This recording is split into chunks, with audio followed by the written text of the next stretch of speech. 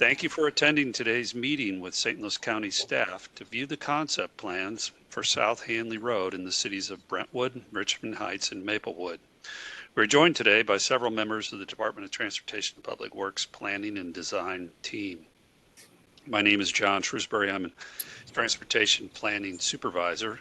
Also with me today are Misty Bell, Transportation Development Analyst, and Charlie Thien, Project Manager. To begin today's meeting, we will start by sharing a video presentation of the project with details of the project's location, planned improvements, and the construction schedule. If at any time you have questions, please use the chat button in the lower right-hand corner of your meeting screen. Misty, if you would, please begin the video presentation.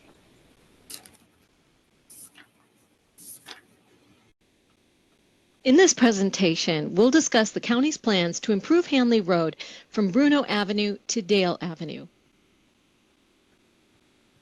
We'll talk about the project in detail, the pavement conditions, the traffic flow and congestion, the timeline, the costs, and then we'll open up the chat window for any questions or comments that you may have. If you've driven on Hanley Road, you know it's one of the busiest, if not the busiest roads in the county. Taking a look at the project strip map, this is the section that will be improved. On your left, you can see I-64. On the right, Hanley Road meanders past several businesses. Those businesses include a McDonald's, a Home Depot, a Menards, just to name a few. A pretty busy area any time of day. The repaving and improvements will start at Dale Avenue. A lot of traffic enters and merges onto Hanley Road from here. Construction will extend from Dale Avenue to just south of Bruno Avenue. The pavement conditions here are not good. On a scale of 1 to 10, with 10 being brand new pavement and 1 being the worst, this pavement is a 3. So not quite a 1, but close enough. The image shows some sizable potholes and uneven ground. It's definitely in need of resurfacing. Right now, between Dale Avenue and Eleanor, the roadway is striped with 3 southbound lanes that transition into 2 lanes south of Eleanor Avenue. This leads to multiple lane changes and a lot of congestion at this intersection. So at rush hour, it is always bumper to bumper on Hanley. Merging at this location can be frustrating. In fact, this image depicts just how difficult it can be to merge. See the yellow arrows pointing downward on the top of the screen? That car is trying to merge, but there are very few gaps to do so, and then the lane runs out at Lion's Choice and Home Depot. This will be changed. Another change we'll be making is to replace the center barriers, which you can see in this image. These will be replaced with concrete, a much safer option for avoiding collisions. Again, these are the improvements that we'll be making. We'll resurface the entire section and bring all pedestrian facilities to full compliance with the Americans with Disabilities Act.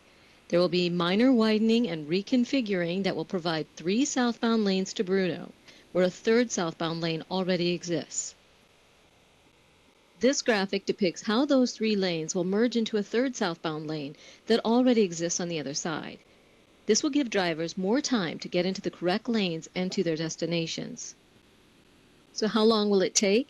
The county has recently begun design engineering and has finished the conceptual phase. We're sharing this presentation as part of that outreach period. The design will continue through 2025, where we'll reach the right-of-way acquisition phase. After that, the design will be finalized and the project will be bid in 2026. Construction is planned for 2027 and 2028. And finally, to the costs. The anticipated total cost of the project is about $3.6 million. This includes design engineering, right-of-way acquisitions, project construction, and construction inspection costs. The county applied for and was awarded a federal grant to construct the project. The federal funding covers more than $1.9 million, or about 54% of the total cost of the project. That concludes our presentation. For more information, please view our webpage via the QR code or visit the webpage via the link. And now we'll open up the chat window for any questions or comments that you may have.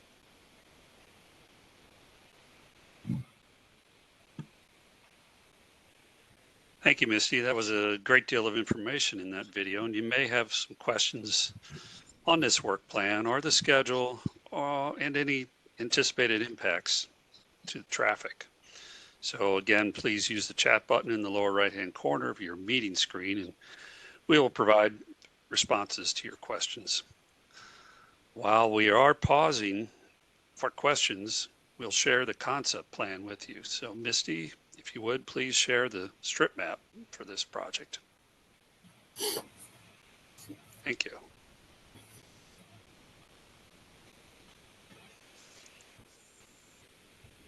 While we're waiting for questions from the attendees, we do have a question from our group as to how many crashes we've had in the records on this roadway. From 2015 to 2019, there were over 340 crashes. No fatalities, but one serious injury was reported. And most of the crashes were property damage only, about 250 or so.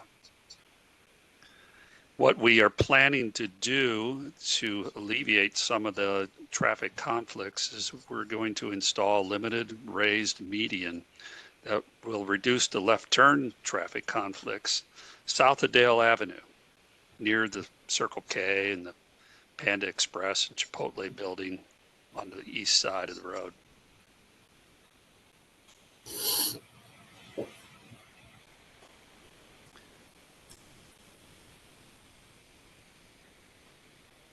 As you saw in the video, we are doing a minimal pavement widening in front of the Lion's Choice site to allow for restriping of all the lanes for both a right turn lane into the development and as a continuation of the southbound traffic.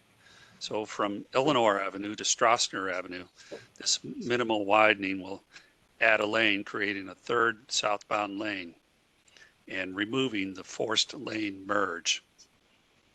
It's about 8 foot we'll add to the pavement width.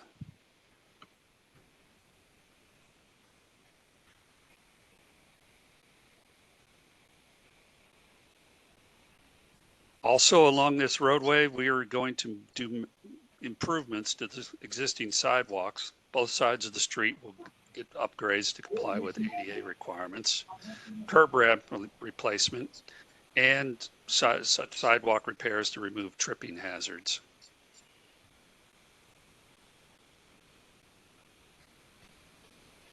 Also at the signalized intersections, we do have plans to improve those pedestrian crossings with a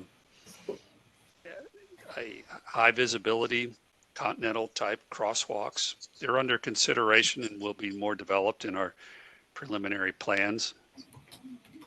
We will be installing accessible pedestrian signals, that is push buttons with the countdown timers at each of those intersections you see in the map.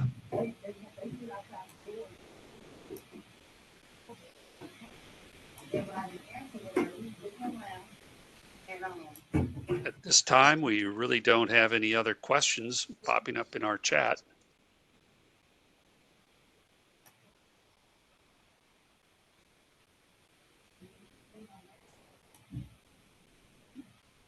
So this will conclude our presentation. If you would please, Misty, you can pause or halt the recording at this time. Thank you.